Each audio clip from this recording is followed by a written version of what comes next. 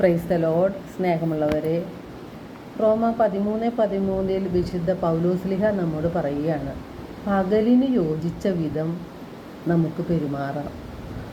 സുഖലോലുപതയിലോ മദ്യലഹരിയിലോ അവിഹിത വേഴ്ചയിലോ വിഷയാസക്തിയിലോ കലഹങ്ങളിലോ അസൂയയിലോ വ്യാപരിക്കരുത്.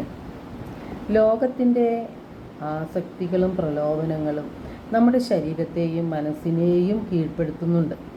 ഈ ലോകത്തിൻ്റെ സുഖഭോഗങ്ങളിൽ മുഴുകി ജീവിതം നശിപ്പിക്കുന്ന മനുഷ്യർ സ്വയം ബുദ്ധിമാനാണെന്ന് വിശേഷിപ്പിക്കുകയും ചെയ്യാറുണ്ട്. 2 കൊറിന്ത്യർ 4:4 തിരുവചനം പറയുന്നു, ഈ ലോകത്തിൻ്റെ ദേവൻ അവിശ്വാസികളായ അവരുടെ മനസ്സിനെ അന്ധമാക്കിയിരിക്കുന്നു.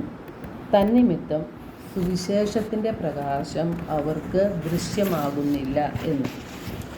ദൈവം ഒരു വിമോചകനായി ജീവിതത്തിൽ ഇടപെടുമെന്ന യാഥാർത്ഥ്യം വിശുദ്ധ അഗസ്റ്റിൻ്റെ മാനസാന്തരം നമ്മെ പഠിപ്പിക്കുന്നുണ്ട്.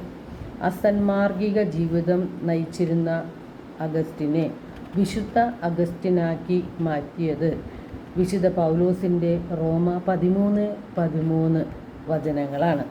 പകലിന് യോജിച്ച വിധം നമുക്ക് പെരുമാറാം. സുഖലോലുപതയിലോ മദ്യലഹരിയിലോ അവിഹിത വേഴ്ചകളിലോ വിഷയാസക്തിയിലോ കലഹത്തിലോ അസൂയയിലോ വ്യാപരിക്കരുത്. പ്രത്യുത കർത്താവായ യേശുക്രിസ്തുവിനെ ധരിക്കുവിൻ.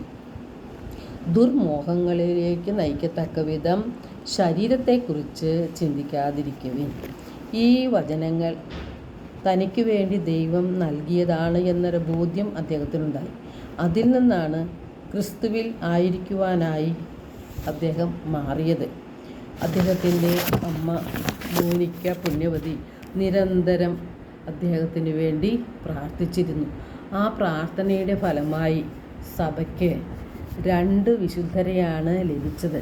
വിശുദ്ധ മോനിക്ക പുണ്യവതിയും വിശുദ്ധ അഗസ്റ്റിൻ പുണ്യവാളനും. നമ്മുടെ ജീവിതത്തിലും നാം തെറ്റുകളിൽ അകപ്പെട്ട് ജീവിക്കുമ്പോൾ ദൈവത്തിൻ്റെ വചനം, അതായത് ദൈവം ഇടപെടാറുണ്ട്.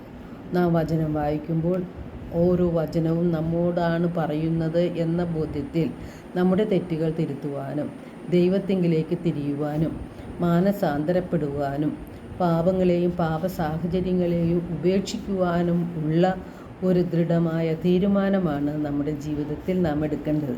നമ്മുടെ ഹൃദയത്തിൽ നിന്നും എല്ലാ അശുദ്ധിയും തിന്മകളും നാം ഉപേക്ഷിക്കണം.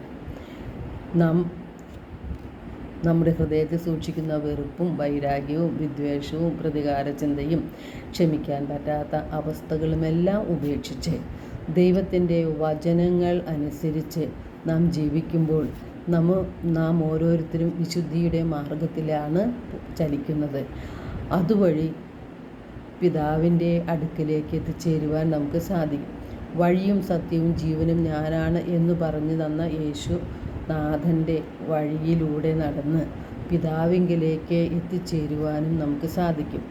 ദൈവവചനങ്ങളാണ് യേശുവിൻ്റെ സന്ദേശങ്ങളായി ബൈബിളിൽ നാം കാണുന്നത്. അവ കേൾക്കുക മാത്രം ചെയ്യുന്ന ആത്മവഞ്ചകരാകാതെ അത് അനുവർത്തിക്കുന്നവരായി മാറുമ്പോഴാണ് വിശുദ്ധിയിലേക്ക് കടക്കാൻ നമുക്ക് സാധിക്കുന്നത്. അശുദ്ധിയിലേക്കല്ല, വിശുദ്ധിയിലേക്കാണ് ദൈവം നമ്മെ വിളിച്ചിരിക്കുന്നത്. എല്ലാവർക്കും ഒരു നല്ല ദിനം ആശംസിക്കുന്നു. ദൈവം നമ്മെ ഓരോരുത്തരെയും സമൃദ്ധമായി അനുഗ്രഹിക്കട്ടെ.